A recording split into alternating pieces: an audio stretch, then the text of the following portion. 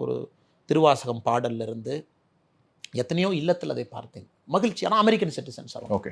அதெல்லாம் ஒரு மிகப்பெரிய மைண்ட் ஷிஃப்ட். நமக்கு இங்கிருந்து நாம் ஒரு மாதிரி பார்க்குறோம்.